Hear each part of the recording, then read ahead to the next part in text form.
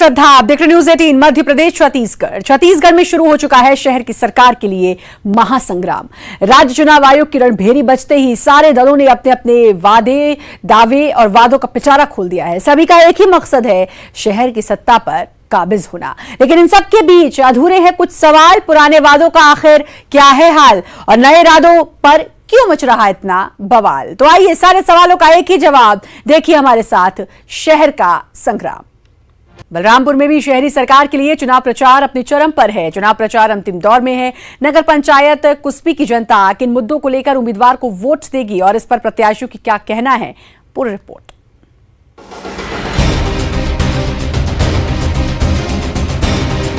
बलरामपुर जिले में शहरी सरकार के लिए संग्राम जारी है। जिले की बात की जाए तो शहर में वोटरों की संख्या के मामले में नगर पंचायत रामानुजगंज के बाद कुस्मी नगर पंचायत आता है। यहाँ पुरुष वोटरों की अपेक्षा महिला वोटर ज्यादा है। यहाँ कुल वोटरों की संख्या 5,989 है, जिसमें पुरुष वोटरों की संख्या 2,983 और महिला वोटरों की संख्या 3,006 है। जनता का कहना है कि यहाँ जन समस्याओं का अंबार है। छोटे व्यापारी भी परेशान हैं, नागरिक तो है ही। यहाँ जन समस्या इतनी सारी है कि किसको सुलझाने जाइए और किसको वो करिए, ये तो पता ही नहीं चल रहा है। भाई देखिए, इतना दिन तक 15 साल तक से कोई भी सरकार आई, अभी तक से कोई विकास नहीं हुआ है। यदि मैं प्रत्याशी बन के आती तो उस गाँव में, उस वार्ड में विकास ही होगा। जन समस्याओं को देखते हुए बहुत सी ऐसी समस्या आई, जैसे पानी का, बिजली का, नाली का, कई तरह का इसी तरह समस्या है। लेकिन यहाँ पर जो है समस्या का निराकरण करने के लिए किसी के ओर से कोई अथक प्रयास नहीं किया जाता है।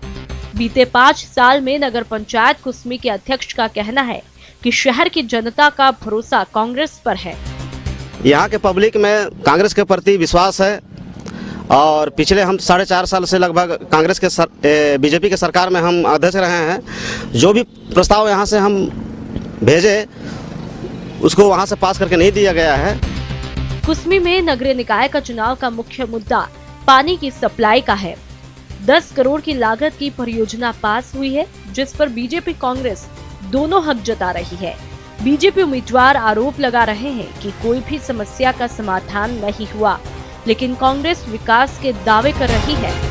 हर वार्ड में नाली का सफाई हुआ है, बहुत जगह नाली का निर्माण भी हुआ है और इसके लिए सफाई दीदी का भी नियुक्ति हुआ है, जो हर सुबह हर वार्डों में, हर घर में जाके कचरा का उठाव होता है और जो SLRM सेंटर के माध्यम से कचरा का उठाव हो रहा है। वहाँ सफाई दीदी के माध्यम से उनको रोजगार भी मिला हुआ है। तो इस प्रकार का जो अभी नगर पंचायत में चल रहा है, उसमें कुस्मी के लगभग सभी वार्डों में साफ सफाई हो रहा है। बहरहाल देखना है कि इस बार कुस्मी की जनता किस पर भरोसा जताती है। इसका फैसला यहाँ की जनता 21 दिसंबर को करेगी। उपेश सिन्हा, न्यूज 18, बलरामपुर, छत्तीसगढ़। कोरबा के दीपका नगर पालिका परिषद के 2 वार्डों में बीजेपी और कांग्रेस के बीच सीधा मुकाबला है। 18 वार्ड में बीजेपी और कांग्रेस को निर्दलीय से चुनौती मिल रही है। नगर पालिका दीपका के 21 वार्डों में चुनाव प्रचार अभियान अब तेज हो गया है। प्रत्याशियों का जनसंपर्क लगातार जारी है। वार्ड नंबर 8 गरुड़ नगर से एकमात्र प्रत्याशी होने की वजह से यहां निर्विरोध पार्षद बनना तय है। 20 वार्डों में ही घमासान है। बाकी 18 वार्ड में भाजपा और कांग्रेस को तीसरे मोर्चे के साथ निर्दलीय प्रत्याशियों से चुनौती मिल रही है। पालिका के 21 वार्डों में कुल 83 प्रत्याशी चुनाव मैदान में हैं। इनमें से वार्ड नंबर 4 में से 2 और वार्ड नंबर 13 में 2 प्रत्याशी होने से भाजपा और कांग्रेस के बीच सीधा मुकाबला है। सबसे ज्यादा प्रत्याशी वार्ड नंबर 3 में और 10 में है। पिछले दिन कार्यकाल से अध्यक्ष पद पर भारतीय जनता पार्टी का कब्जा है। इस बार आम आदमी पार्टी, सपा, बसपा, कम्युनिस्ट पार्टी, जोगी कांग्रेस के साथ निर्दलीय प्रत्याशी भी अपनी किस्मत आजमा रहे हैं।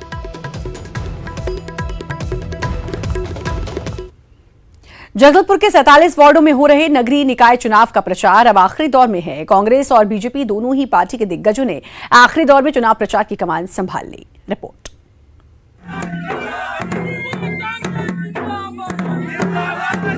जगदलपुर के 47 वार्डों के लिए हो रहे चुनावी दंगल का नजारा हर दिन कुछ अलग अलग दिखाई दे रहा है। शहरी सरकार के लिए जारी संग्राम में अब तक कांग्रेस और बीजेपी के प्रत्याशी खुद चुनाव प्रचार करने में लगे हुए थे, लेकिन जैसे ही प्रचार अभियान आखिरी दौर में पहुंचा, प्रचार की कमान पार्टी के दिग्गज नेताओं ने संभाली है। 2 चुनाव में पराजय का सामना कर चुकी बीजेपी शहर संग्राम के चुनाव में अपनी बची हुई इज्जत को बचाने में लगी है।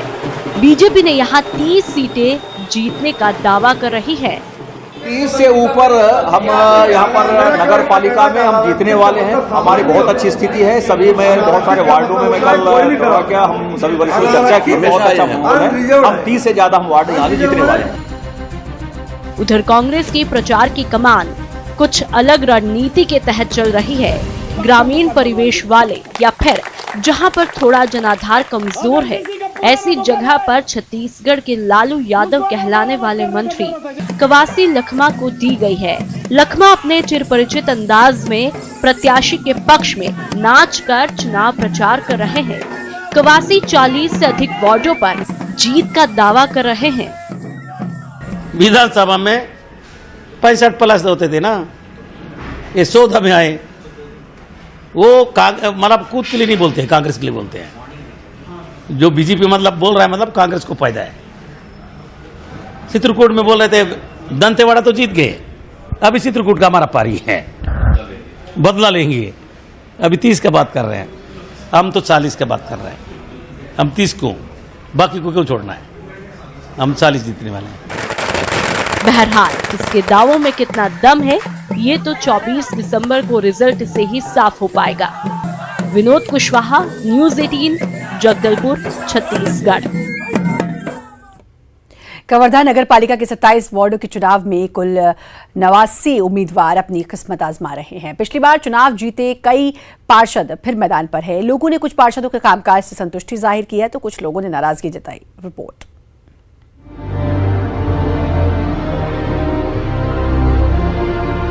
कवर्धा में नगरीय निकाय के चुनाव प्रचार अभियान अपने चरम पर है।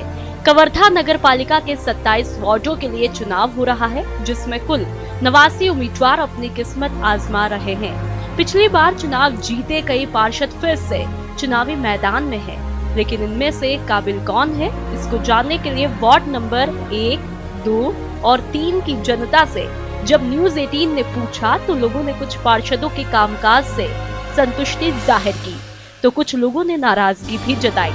साफ सफाई के मामले में अधिकांश वार्ड काफी पीछे है। आज भी नाले साफ नहीं है, बड़ी नाली चौक है, सड़कों पर कचरा दिखाई देता है। सुंदरीकरण हुए है तालाब के, हाँ। ये मंच बनाए हैं, हाँ। और रोड करवाए हैं। साफ सफाई करवाते थे, साफ सफाई नहीं हुआ है। देख सब पड़े नाली में भरे पड़े, जाम पड़े, रोडो साफ नहीं हो, कुछ साफ नहीं है। काम धाम करे कुछ काम करे नहीं है, काम करता डेफिनेटली पूरा हुआ है सर। जैसे कि अभी न्यू पाइपलाइन बिछ रहा है और सामुदायिक भवन भी बना है, उधर मंच बना है, डबरी सौंदर्यीकरण हुआ है। हम लोग सर्टिफाइड हैं अपने। तो आपने सुना कि कैसे वार्ड की कुछ जनता अपने पार्षदों के कार्यों को लेकर संतुष्टि जता रहे हैं, तो कुछ खरी खोटी सुना रहे हैं। बहरहाल अब देखना है कि 21 दिसंबर को लोग नए चेहरे पर भरोसा जताते हैं या पुराने चेहरे को ही चुनते हैं। मनीष मिश्रा, न्यूज़ 18, कवर्धा, छत्तीसगढ़। दुर्ग शहर के संग्राम को जीतने के लिए सभी पार्टियों ने जोर लगाया है, लेकिन इस बार बागी सभी का समीकरण बिगाड़ते नजर आ रहे हैं। पिछले 20 सालों से शहर की सत्ता पर काबिज बीजेपी में सबसे ज्यादा बागी हैं, जो पार्टी के लिए मुसीबत बन रहे हैं। रिपोर्ट।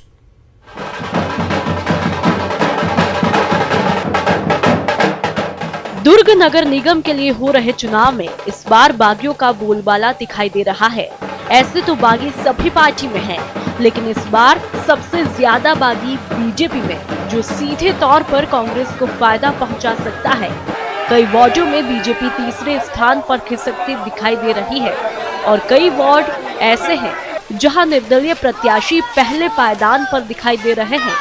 बागियों का कहना है कि बीजेपी को टिकट वितरण का खामियाजा जरूर भुगतना पड़ेगा।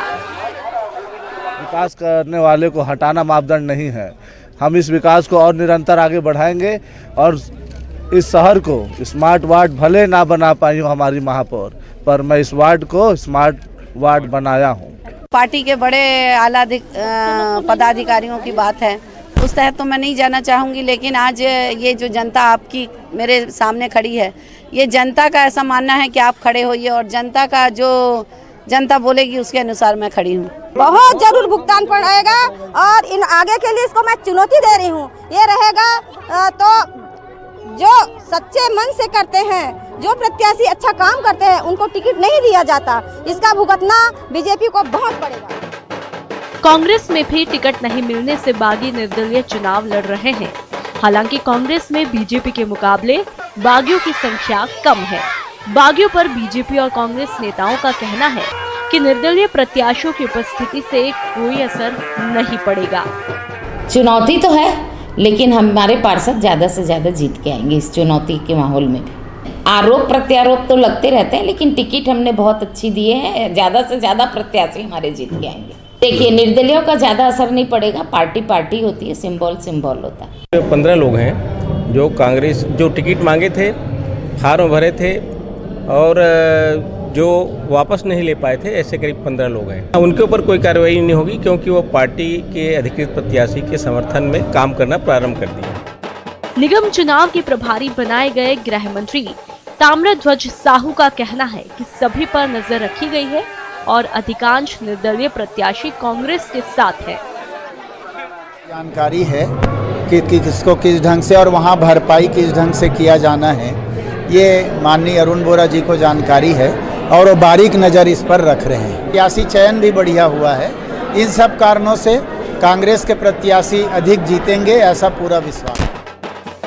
दुर्ग नगर निगम के 15 ऐसे वार्ड हैं जहां निर्दलीय सीधे बड़ी पार्टियों के प्रत्याशियों को टक्कर देते हुए दिखाई दे रहे हैं, जबकि 30 वार्ड ऐसे हैं जो बीजेपी और कांग्रेस का समीकरण बिगाड़ते हुए दिखाई दे रहे हैं, जो बीजेपी और कांग्रेस के लिए खतरे की घंटी है। मिथिलेश ठाकुर, न्यूज़ 18, दुर्ग, छत्तीसगढ़। और कोंडागांव से बड़ी खबर, कांग्रेस का घोषणा पत्र जारी। नगर पालिका के लिए कांग्रेस का घोषणा पत्र पीसीसी चीफ मोहन मरकाम ने किया जारी। कहा, आम जनता की सुविधाओं का रखा जाएगा ख्याल, विकास के लिए नहीं होगी कोई कमी। तो कांग्रेस ने घोषणा पत्र जारी किया है। नगर पालिका के लिए कांग्रेस का घोषणा पत्र पीसीसी चीफ मोहन मरकाम ने इसको जारी किया है। कहा, आम जनता की सुविधाओं का ख्याल रखा जाएगा। ब्रेक के बाद एक बार फिर से आपका स्वागत है। लोकसभा और विधानसभा चुनाव के बाद बीजेपी नगरीय निकाय चुनाव में भी राम की ही शरण में है। बीजेपी ने अपने चुनावी घोषणा पत्र में नगर निगमों, नगर पालिकाओं और नगर पंचायतों से राम जन्मभूमि दर्शन यात्रा के आयोजन का वादा किया है। रिपोर्ट।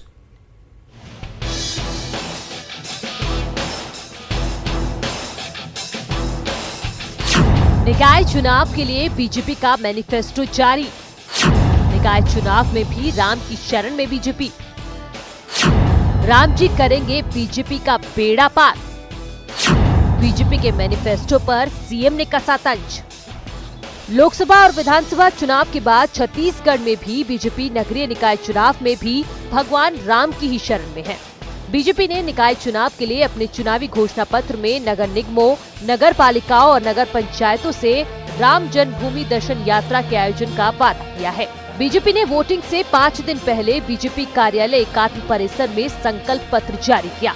घोषणा पत्र में बीजेपी ने साल भर में बदली सियासी फिजा को ध्यान में रखते हुए 36 वादे किए हैं, जिसमें राम जन्मभूमि दर्शन यात्रा को भी मुख्य रूप से शामिल किया गया है। पूर्व मुख्यमंत्री डॉक्टर रमन सिंह, नेता प्रतिपक्ष धर्मलाल कौशिक और पूर्व मंत्री बृजमोहन अग्रवाल और अमर अग्रवाल ने सोमवार को पार्टी का घोषणा पत्र जारी किया। हमने तीर्थ यात्रा शुरू की थी, पूरे छत्तीसगढ़ के लोगों को तीर्थ यात्रा कराया था। नगरीय निकाय में लोगों की इच्छा होगी अयोध्या दर्शन का, तो निश्चित रूप से क्रम से उसको धीरे धीरे पूरा किया जाएगा। राम जो है वो जन जन में है, कण कण में है, और इसलिए शहरों में रहने वाले बहुत से लोग ऐसे गरीब लोग हैं जिनकी इच्छा है कि प्रभु रामलला के जन्मस्थल का दर्शन कर पाएं, और वो आर्थिक कमजोरी के कारण नहीं जा पाते, इसलिए नगरीय संस्थाएं उनका दर्शन कराने की व्यवस्था करें। इसलिए हमने इसमें बाकी धर्मों का उल्लेख है, वालों को कहाँ लेकर बाकी के लिए व्यवस्थाएं हैं, पहले से जो तीर्थ दर्शन योजना है उसमें व्यवस्था है। इसके लिए हमने अयोध्या की राम जन्मभूमि को इसमें शामिल किया। मुख्यमंत्री भूपेश बघेल ने बीजेपी के घोषणा पत्र पर तंज कसते हुए कहा कि 15 साल में किसी वादे को पूरा नहीं किया तो अब क्या करेंगे। 15 साल में अपने मैनिफेस्टो को कभी वो लोग पूरा नहीं कर पाए, तो इस मैनिफेस्टो को पूरा करने का सवाल ही नहीं उठता। उन्होंने गाय बांटने की बात कही थी, नहीं दिए। सबको नौकरी देने की बात कही थी, नहीं दिए। सबको उन्होंने कहा हर साल बोनस देंगे, नहीं दिए। तो अब किस आधार पे घोषणा पत्र में वो काम करेंगे। बहरहाल शहरी सरकार के लिए कांग्रेस और बीजेपी के बीच संग्राम चल रहा है और 24 दिसंबर को पता चलेगा कि रामजी ने बीजेपी का बेड़ा पार किया या फिर सीएम बघेल के 1 साल के विकास कार्यों पर लोगों ने मोहर लगाया है। दुर्ग से मिथिलेश ठाकुर और रायपुर से देवव्रत भगत की रिपोर्ट। छत्तीसगढ़ सरकार के 1 साल पूरे होने पर आज चर्चा सरकार के विकास कार्यों की हो रही है। राजनीति से जुड़ा कमोबेश हर व्यक्ति सरकार के अच्छे बुरे कामों की समीक्षा कर रहा है, लेकिन इन तमाम हलचल के बीच बीजेपी 15 सालों बाद विपक्ष की भूमिका में आई है। उसे भी बतौर विपक्ष 1 साल पूरे हो गए हैं। तो आइए जानते हैं कि आखिर विपक्ष में बीजेपी भूमिका में कैसी रही। देखिए खास रिपोर्ट। छत्तीसगढ़ में 15 सालों तक लगातार राज करने वाली बीजेपी ने भी बतौर विपक्ष 1 साल पूरा कर लिया है। इन 1 सालों में बीजेपी सरकार के खिलाफ मुखर तो हुई, लेकिन धरातल पर कम और सोशल मीडिया और टीवी डिबेट में ज्यादा सक्रिय दिखी। यही वजह है कि धरातल के आधार पर आकलन करने के आधार पर बीजेपी को बतौर कमजोर विपक्ष देखा जा रहा है। हाँ, ये अलग बात है कि विधानसभा में बीजेपी ने कमजोर नहीं होने का उदाहरण पेश किया। क्या मजबूत विपक्ष की भूमिका में बीजेपी आ पाई, क्योंकि ट्विटर वॉर और ये फेसबुक में ही देखिए। मजबूत विपक्ष बीजेपी भले संख्या बल में कम हो, परंतु प्रदेश में आज भी वोट की दृष्टि से बीजेपी विपक्ष में है और सशक्त विपक्ष में है, और वो रोल बीजेपी निभा रही है, सड़क से और विधानसभा तक निभा रही है। बीजेपी कितनी मजबूत बनी है विपक्ष? गांव-गांव में हम इसका विरोध कर रहे हैं और आगे भी करेंगे। बतौर विपक्ष 1 साल पूरा करने वाली बीजेपी भले ही अपने आप को मजबूत बता रही हो, लेकिन आम लोगों में भी ये धारणा बनती जा रही है कि सरकार इसलिए मनमानी कर रही है क्योंकि विपक्ष कमजोर है। कांग्रेस भी इससे इत्तेफाक रखती है। कांग्रेस को कोसना, सत्ता पर उंगलियां उठाना भारतीय जनता पार्टी की यही इतिश्री रह गई है।